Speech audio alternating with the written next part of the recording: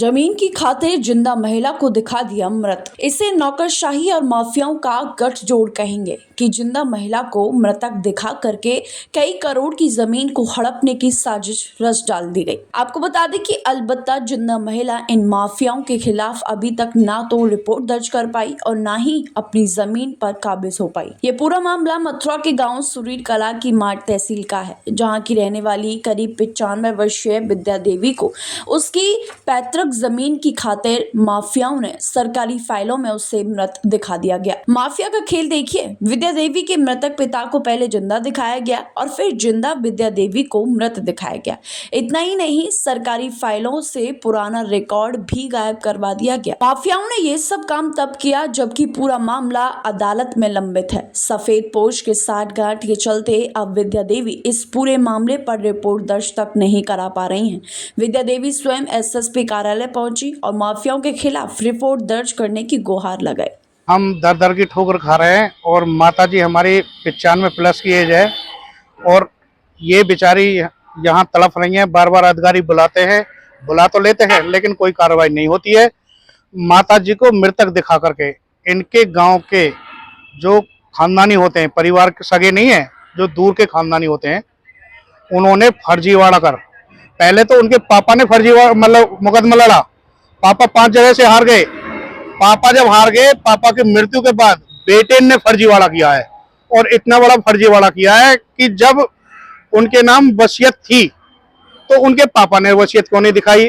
पापा के नाम वसीयत होनी चाहिए। अब कह रहे हैं कि जी हमने अपने पापा के लिए मृतक बोला है, अम्मा के लिए नहीं बोला है। अम्मा के लिए नहीं बोला तो तहसील ने कैसे मृतक मान लिया।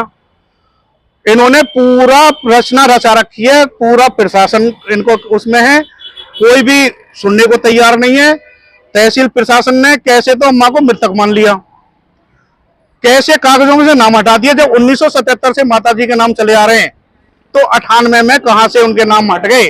और मेरे नाना जी जो 76 में खत्म हो गए, इनके पिता शिव सिंह ने कहा है कि हाँ निद्दा सिंह की मृत्यु 1976 में हो गई, तो वो 96 में कहां से जिंदा हो गए आ गए। इस पे प्रशासन कोई भी जोर नहीं दे रहा है। मतलब 1996 में जिनको जीवित दिखाया उन्होंने क्या किया है? अपनी बेटी के नाम रजिस्टर्ड वसीयत की थी 1975 में, 77 में इनके नाम आ गए वारिसान और रजिस्टर्ड वसीयत के आधार पर। 96 में क्या हुआ?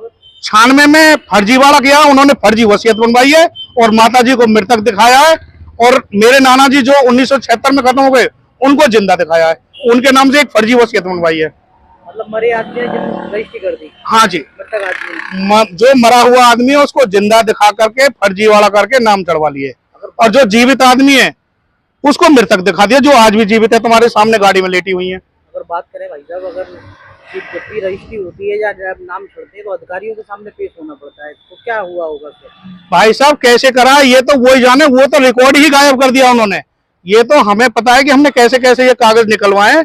यदि हमें ये कागज नहीं मिलते जैसी उनकी सेटिंग ही, तो वो तो विधाता है, उसकी नजर सब पे है कि एक तुम्बार कोई सीधा मिल गया अच्छा आदमी, उन्होंने हमें कागज उपलब्ध करा दिए। कौन सी तहसील का मामला है? ये माठ तहसील है जी, सुरीर गांव है माठ तहसील में, थाना भी सुरीर ही है, सुरीर थाने का ही मैटर है। और ये लोग कई बार हमको धमकी दे चुके हैं।